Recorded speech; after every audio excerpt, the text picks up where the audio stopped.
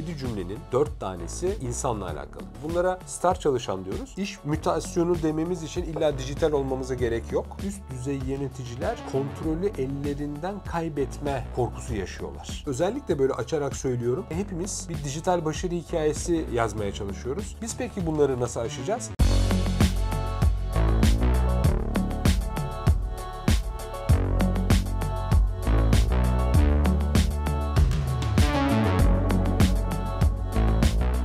Merhaba hocam, tekrar hoş geldiniz. Merhaba, hoş bulduk. Dijital dönüşüm konuştuk uzun uzun. Yanılmıyorsam bugün de dijital dönüşümün detaylandıracağız gibi anlıyorum. Bugüne kadar çektiğimiz tüm bölümlerde hep işte dijital dönüşümle başladık. Dijital platformları anlattık, dijital ekosistemleri anlattık. Süper App konuştuk. Aralarda çeşitli örnekler verdik hem ulusal hem uluslararası olarak. Şimdi bunların doğal olarak kurumlara, organizasyonlara, firmalara etkileri oluyor. Bu dijital dönüşüm projeleri, süreçleri nasıl yönetiliyor ve nasıl başarıya ulaşıyor veya nasıl yönetilmesi gerek gibi konular söz konusu. Bir de hatırlarsan birkaç kere farklı bölümlerde de söylemiştik diye hatırlıyorum. Üst düzey yöneticilerin değil mi gündemleri hep dijital dönüşüm şemsiyesi altında diyelim. İnovasyon, yapay zeka, işte sürdürülebilirlik, veri bilimi vesaire gibi konular aslında bizim konuştuğumuz konular. Burada tabii dünya üzerinde global olarak bu IT projelerine ayrılan bütçenin %70'inin %80'inin heba olduğunu, başarısız olduğunu projelerin biliyorduk. Bu tip böyle istatistikler var biliyorsun uluslararası danışmanlık firmalarının yaptıkları. Ama bir de %20'lik %30'luk bir kısım da var ki başarılı. O zaman nasıl bu insanlar bunu başarabiliyorlar? Nasıl dijital kültürü kendi kurum kültürleriyle meç ediyorlar veya özdeşleştirebiliyorlar diyelim. Biraz bunu aslında bugün konuşmak istiyorum. Hatırlarsan daha ilk bölümlerde dijital dönüşüm kavramını iş mutasyonu kavramıyla eşleştirmiştik. Çok kısaca hatırlatmam gerekirse dijital dönüşümü biraz daha böyle dışa dönük, biraz daha konformist ve biraz marketing unsurları içeren bir kavram olarak nitelemiştik. Fakat doğrusunun iş mutasyonu olması gerektiğini, aslında bir dijital satın alıp dönüşmediğimizi, tam tersine işimizi değiştirdiğimizi, işimizi bir dönüşme uğrattığımızdan bahsetmiştik. Soru şu aslında, iş mutasyonuna götüren dijital kurum kültürü nasıl yaratabiliyor? Aslında bugün konuşacağımız konular biraz bunlar. Şimdi çok basit olarak hemen böyle aklımıza gelen, şu ana kadar konuştuğumuz konulardan da böyle biraz feyz alarak 3-4 madde oluşturalım seninle. Birincisi mesela şöyle, şimdi dijital dönüşüm yatırım ve projelerine başlamadan önce iş stratejilerimizi belirliyorduk ve amaçlarımızı belirliyorduk. Amaçlardan konuştuk, hatırlarsan stratejinin tanımını yaptık vesaire. İkinci olarak ne olabilir? İç kaynakları kullanın diye tavsiyelerde bulunmuştuk. Yani böyle danışmanlar veya dış paydaşlardan ziyade, çünkü işimizi kendimizden daha iyi başkasının bilemeyeceğinden bahsetmiştik. Dıştan içe doğru bir müşteri deneyimi kurgulamamız gerektiğinden bahsetmiştik. Ekibimizin korkularını bilmemiz gerektiğinden bahsetmiştik. Çünkü ekip her zaman dijital dönüşüm, eyvah işte yapay zeka geldi, inovasyon geldi, biz işimizden olacağız vesaire gibi böyle içsel korkuları vardı. Startup çalışma kültürünün önemli olduğunu, en azından çok böyle abartmadan, en azından ilham alarak startup çalışma kültürüyle alakalı bazı çalışmalar yapmamız gerektiğini söylemiştik. Dijital lider yetiştirmenin öneminden bahsetmiştik ve tabii dijital dönüşüm için de bir strateji planının oluşturulmasından bahsetmiştik. Şu ana kadar 7 tane böyle cümle kurdum. Dikkat edersen bu 7 cümlenin 4 tanesi insanla alakalı. Yani bir şekilde bu dijital dönüşüm, inovasyondur, yapay zekadır, sürdürülebilirliktir, hep veri bilimidir. Bu konuların etrafında dönüp dolaşıyoruz ama merkezinde bunun hepsinde bir insana geliyoruz. Şimdi insana gelmek için de bir starting point yapalım. İletişimden yapabiliriz. Ne demek o iletişimden böyle bir başlangıç yapmak? Biliyorsun kurumlarda hem bir dikey iletişim söz konusu hem de bir yatay iletişim söz konusu. Dikey iletişim ne demek? Yani çok basit anlamda hiyerarşik bir düzen düşünürsek yukarıdan aşağıya ve aşağıdan yukarı olan iletişimden bahsediyoruz. Yatay iletişimde daha çok departmanlar arası veya çok ast üst ilişkisi değil de daha seviyeleri aynı olan kişilerin firma içerisindeki iletişiminden bahsedebiliriz. Tabii burada şöyle enteresan durumlar var. Bu iletişim içerisinde normalde ne bekleriz? Yani kitabi olarak, yani akademik olarak bu iletişimin hem dikey anlamda hem de yatay anlamda çok rahat bir şekilde akmasını bekleriz. Fakat tabii bu iletişim, insanlar arası iletişim, tabii departmanlar arası vesaire, işte pozisyonlar arası vesaire diyoruz ama netice itibariyle bunların, bu iletişimin hepsi insanlar arasında oluyor. Dediğim gibi bu iletişimin çok böyle harika bir şekilde, hiçbir engele uğramadan, hiçbir kesintiye uğramadan akmasını isteriz ya da akmasını bekleriz aslına bakarsan teoride. Fakat özellikle yeni teknolojilerin gelişmesiyle, dijital unsurların gelişmesiyle beraber firma içinde eğer firma çalışanları çeşitli zorluklar, çeşitli engellerle karşılaşırsa, bunu kötü manada söylemiyorum, kendi iş yaparken mesela şöyle bir örnek verebiliriz. Çok basit bir örnek verebilirim. Muhakkak senin başına gelmiştir kesin. Çok aşırı yüklü bir dosyayı bir yerden bir başka kişiye, bir başka yere gönderme sorunu. Tabii. Öyle değil mi? Veya download sorunu veya upload sorunu. Şimdi normal klasik yöntemlerle yaptığımız zaman belki, değil mi? Yani benim de başıma geldi. Böyle 4 saat, 5 saat işte download veya upload süreleri vesaire veriyor. Bilmiyorum, bunu hiç deneyimledim mi? Kurumlarda bazı çalışanlar biraz böyle şey gibi düşünebiliriz. Yani böyle sivri tipler. Yani yine olumsuz manada söylemiyorum ama çok bilen tipler vardır böyle. Onlara giderseniz hemen işi hallederler. Ya ne uğraşıyorsun ya, ben hemen onu halledivereyim. Falanca drive nokta bilmem neden, falanca internet sitesinden ben onu hemen halledivereyim derler. Şimdi bunu dedikleri zaman doğal olarak ne oluyor? Belki orta ölçekli veya küçük ölçekli işletmelerde bu pek sorun olarak görülmeyebilir. Ama daha büyük kurumsal firmalarda bu tip hareketler KVKK sorunlarına yol açabilir. Gizlilik sorunlarına yol açabilir. Veya çeşitli kurumun belirlediği IT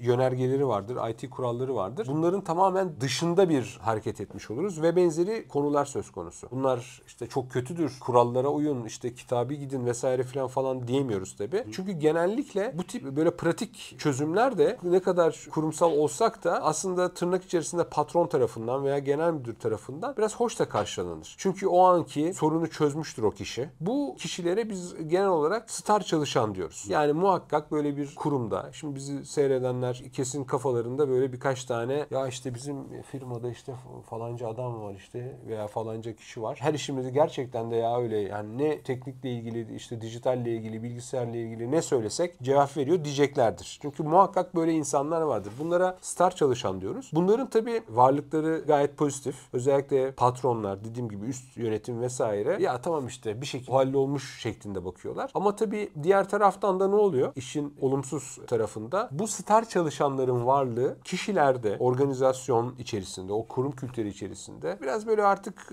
prosedürleri önemsememeye, ilgili departmanlarla iletişime geçmemeye, o muhataplarını bilgilendirmemeye veya ciddi bir kurumsal firmaysa biliyorsun hani destek talebi açılır vesaire, şununla alakalı bir destek istiyorum vesaire gibi. Mesela o tip süreçleri işletmemeye ve belirli bir süre sonra bütün kurum genelinde ya arkadaş zaten bu işte bu adam yapıyor, ben niye yapamıyorum deyip veya böyle bir boş bir cengaverlikle genel olarak bütün kurumların tüm yönergelerini, kurallarını vesairelerini bir şekilde prosedürleri bypass etmeye doğru gidiyor. Buna da gerilla tipi iş yapış tarzı diyoruz. Yani üst yönetim az evvel söylediğim gibi takdir ediyor ama prosedürleri bypass ediyoruz. Artık iş süreçleri hükümsüz hale geliyor ve insan kaynakları süreçlerinde de böyle bir tereddüt, bir güvensizlik, bir kararsızlık vesaire gibi durumlar söz konusu olabiliyor. Şimdi bu tabii iletişim içerisinde, az evvel söylediğimiz dikey ve yatay iletişim içerisinde her durumun avantajı var, dezavantajı var dedik. Peki bu çalışanlar başarıya sebep olmuyorlar veya başarıya götürmüyorlar veya başarısızlığa neden olmuyorlar. Ne demek istiyorum? Dijital kurum kültürüne sahip firmalarda da bu tip star çalışanlar var. Peki bunlar olmasına rağmen dijital kurum kültürüne sahip firmalar neleri doğru yapıyorlar da, yani hangi özellikleri var bu firmaların da dijital kültürü yerleştirmede, organizasyonun geneliyle yaymada başarılı oluyorlar? Şimdi bunları biraz yavaş yavaş konuşalım. Bunun önündeki engelleri tek tek bir üzerinden geçelim. Bir kere bu dijital kültürü oluşturmadaki en büyük engellerden bir tanesi zaman kayıpları ve yavaş karar alma süreçleri. Bu neden böyle oluyor? Çünkü bunu daha önce söylemiştik hatırlarsan. Kişilerin, özellikle projeler yapılırken, dijital projeler yapılırken tarafların, paydaşların ortak bir mindsette toplayamıyoruz demiştik hatırlarsan. Bu biraz bundan kaynaklanıyor. Yani bu konsensüs sağlamadaki, yani insanların böyle antant kalmasındaki zaman kaybından doğan, zaman kaybına bağlı yavaş karar alma süreçlerinden bahsediyoruz. Birinci engelimiz bu. İkinci engelimiz üst yönetim veya işte yöneticiler dijital dönüşümün verimliliğini, performansını, başarı performansını, KPI'lerini klasik return on investment yaklaşımıyla ölçmeye çalışıyorlar. Hatırlarsam, zannedersem ilk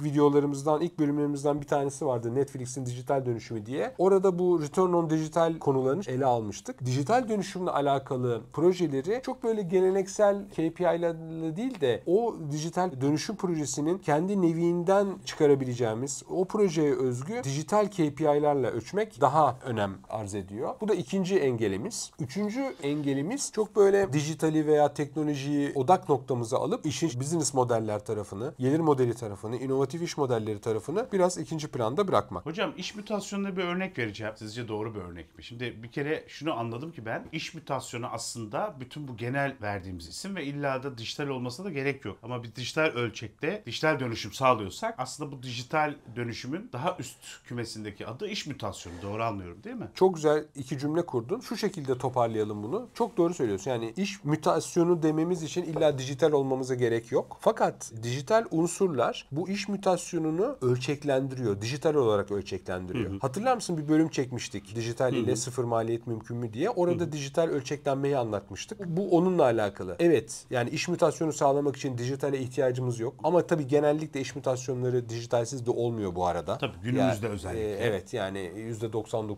tabii ki, belki daha fazla oranda dijitalle yapıyoruz. Ama ölçeklemek için dijital gerekiyor. Örneğim şu hocam. Benim bir arkadaşım çok güzel Instagram aracılığıyla böyle kanaviçeler yapıp satıyordu. Orada diyelim ki o kanaviçenin örnek bir fotoğrafı var. Bunu istiyorum diyordu. Onu yapıyordu, gönderiyordu. Şimdi bir, satış yavaş oluyordu çünkü kendi becerisine güvendiği bir iş alanı oturuyor, yapıyordu. Onu paketliyordu, sonra gönderiyordu. Sonra şuna döndü. Dedi ki ben dedi şöyle bir şey yapacağım. Ben kendim yapıp yollayacağıma 3D printerlardan o kanaviçelerin modelledi, çıkardı onları delikli delikli. Yününü koydu, paketledi onu. Bir de istediği fotoğrafı koydu. Bir de küçük bir know-how koydu oraya nasıl yapılır. Ve satışları birden bilmem kaça katlandı. İnsanlar alıp kendi yapmaya başladılar. Çok hızlı bir şekilde satıştı. Bu bir iş mutasyonu mudur sizce? İş mutasyonunu evet yapmış. Gayet iyi yapmış hem de. 3D printingle yapmış. Paketlemeyi de değiştirmiş. Tabii. Hatırlarsan bu söylediğin örnekte bizim daha önce konuştuğumuz konulardan o kadar çok güzel örnekler var ki. Birincisi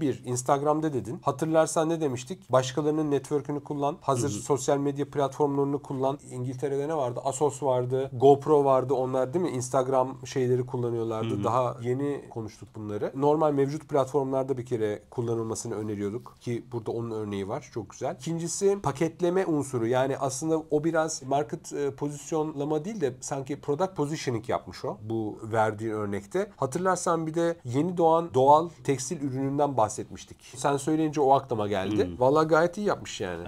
De başarılı 3D printingle. Bir diğer engel karar verme anında operasyonel sorunları ve uygulanan süreçleri anlama eksikliği, yani vakıf olma eksikliği söz konusu olabiliyor veyahut farklı paydaşlar tarafından farklı şekilde algılanabiliyor vereceğimiz kararlar, alınacak kararlar veya sonuçları. Bu sıkıntılı bir durum. Bir de diğer taraftan yine insanla ilgili olan kısımsa şu: teknoloji o kadar ilerliyor ki, o kadar dijital hale geliyoruz ki üst düzey yöneticiler kontrolü ellerinden kaybetme korkusu yaşıyorlar. Ne demek o? Bu hem yönetsel anlamda olabilir. Yani bu şu demek: ya acaba benim ekibim, benim firmamla alakalı, benim gidişatımla alakalı daha mı fazla şey biliyorlar? Veya benim bilmediğim şeyler de biliyorlar mı? Bir işin bu yönetsel alanı var. Bir de artık o kadar kolay ki işten kaçmak. Acaba benim çalışanlarım, personelim bulunduğu müddetçe veya işe ayırması gereken zamanın yerine acaba sosyal medyada mı dolaşıyor? Instagram'da mı dolaşıyor? TikTok'ta mı dolaşıyor gibi. Bir de böyle bir korku oluşmaya başladı. Bunların hepsi aslında bu dijital kurum kültürüne engel teşkil edebilecek unsurlar. Burada konuyu yavaş yavaş somut hale getirelim ve örneklere doğru inelim. Bir firma olarak şey de bilmek isteriz. Yani acaba bizim kurum kültürümüz ne kadar dijital? Yani eğer bizim bir dijital kurum kültürümüz varsa bunun seviyesini ölçmek isteriz. Yani şöyle bir şey yapabiliriz. Misal senden rica edeyim, bir tablo var. Onu ekrana getirirsen. Burada dikkat edersen 4 tane unsurumuz var. Vizyon, deneyim, karar verme ve açıklık demişiz. Burada bizi dinleyenlerden, bizi seyredenlerden şunu rica edebiliriz. Burada görüyorsun var Likert ölçeğinde bir anket çalışması gibi bir ölçümleme sistemi. Minik, böyle çok basit bir şey. Burada bizi dinleyen herkes kendi kurumunu 1'den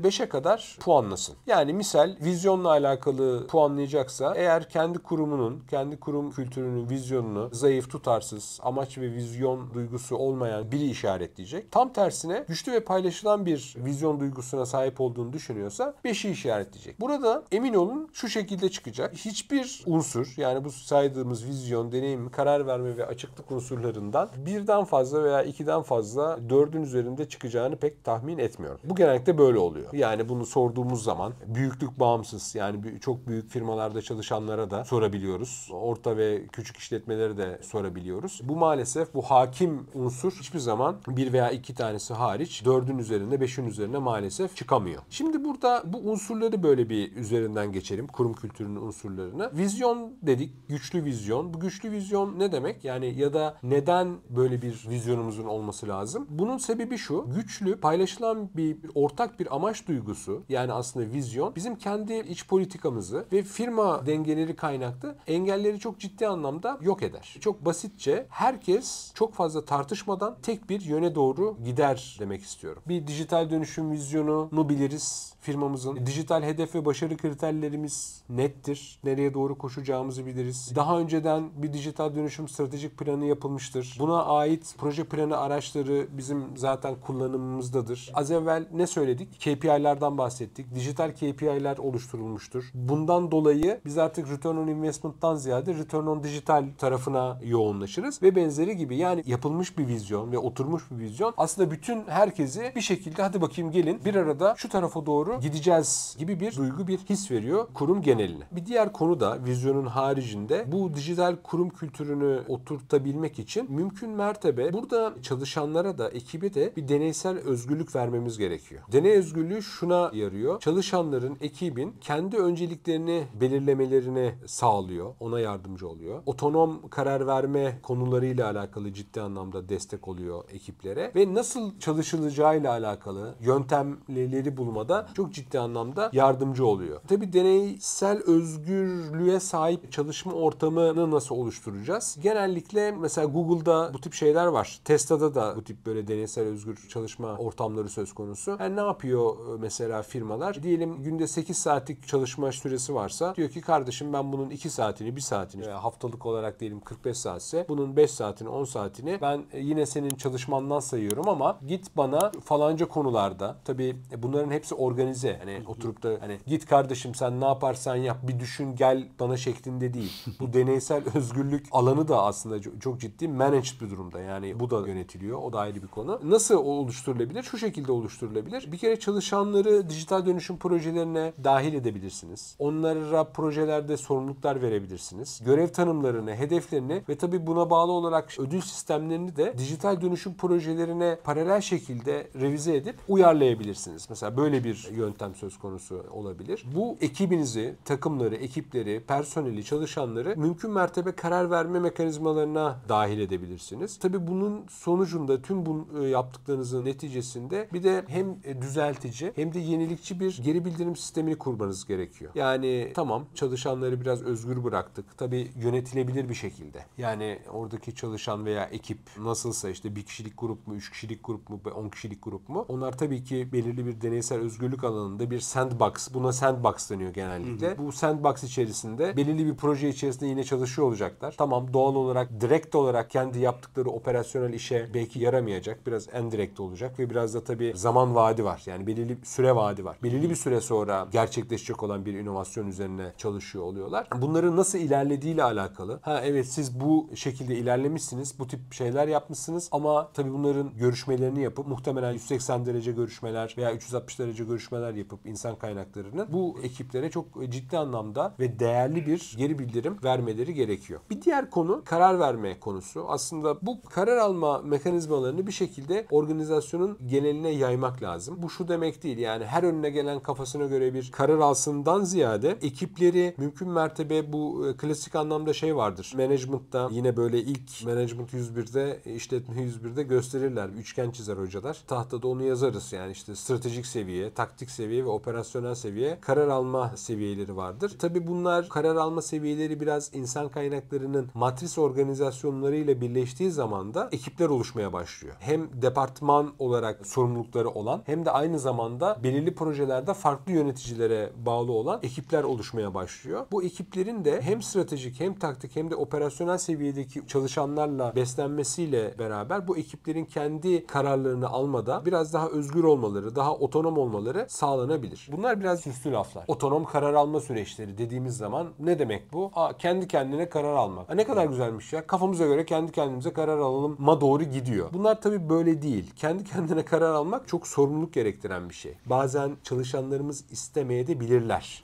Adam şunu diyebilir: kardeşim ben niye kendi kendime karar alıyorum ki? Allah korusun alacağım kararda bir yanlış karar alsak ayvayı yedik. Bunun sorumluluğuna ben giremem de diyebilir. Yani bu tip karakterde kişiler de söz konusu olabilir. Onun için bu kendi kendine karar almayı, otonom karar alma konularını kurumların bir şekilde regüle etmeleri lazım. Çalışanlarına, o ekibe alacakları kararlardan sorumlu olduklarını veya nasıl karar alacaklarıyla alakalı yöntem, metodoloji ve benzeri konularda bir farkındalık kazandırma, eğitim desteği verme veya koçluk ve mentorluk, yani böyle saldım çayıra mevlam kayıra şeklinde değil de o kararlar alınırken belki üst düzey yöneticilerin veya direktörlerin belli bir mentorluğuyla, bir desteğiyle belki kararları almak gerekiyor. Bunları özellikle böyle açarak söylüyorum. Çünkü gerçekten öyle. Yani bunu otonom karar alma süreçleri diyoruz. Türkçe'ye çeviriyoruz. Kendi kendine karar alma. Şu ana kadar konuştuğumuz her konu, şimdi konuşmaya da devam edeceğiz, üst yönetim tarafından belirli bir sandbox ortamında regüle edilmesi gerekiyor. Doğru, yani onun da yönetilmesi gerekiyor. En azından çok böyle o yönetimi böyle üstten sopayla değil de daha böyle yönlendirici, en azından kurallarının ve gidişatının biraz daha belli olduğu bir ortam yaratmakta fayda var. Dördüncü unsurumuz açıklıktı, hatırlıyorsan. Bu açıklık da şunu beraberinde getiriyor: o oluşturacağımız dijital dönüşüm, IT projeleri vesairenin dijital değerini anlama noktasında çok büyük bir yetenek sağlıyor organizasyona. Ne demek istiyorum? Bunun tam tersini düşünürsek, yani eğer dışa kapalı olursak ne yapamayız? Bir kere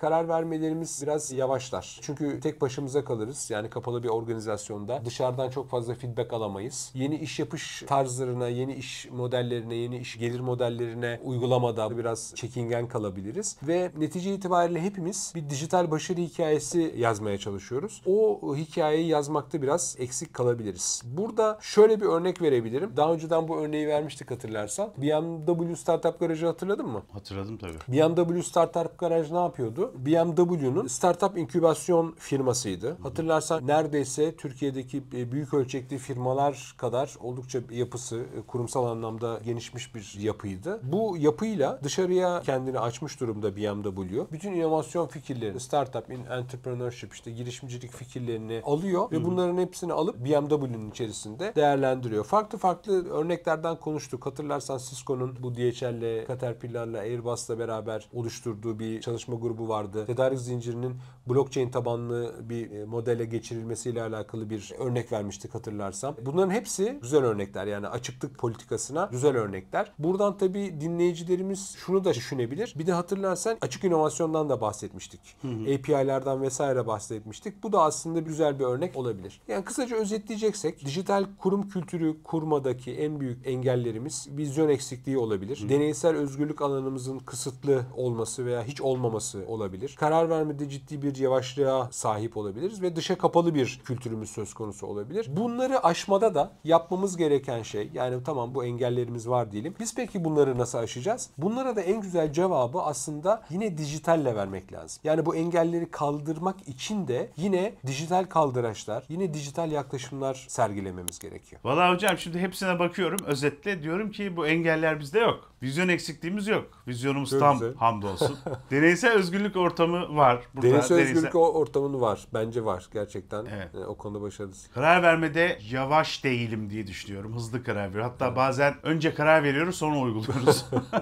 Dışa kapalı da olmadığımı düşünüyorum. O zaman gayet iyi. Burada bitiriyor muyuz hocam? Şöyle, burada senin için bitiriyoruz. İkinci bölümü seyretmene gerek yok o zaman senin. Bunların hepsini yapıyorsan. Ben gidiyorum o zaman hocam. Tamam. Tamam, şaka yaptım. Bir sonraki bölümde o zaman hocam bunları heyecanla bekliyoruz. Bu engelleri nasıl kaldıracağımızı konuşalım diğer bölümde. Tamam hocam, süper. Teşekkürler.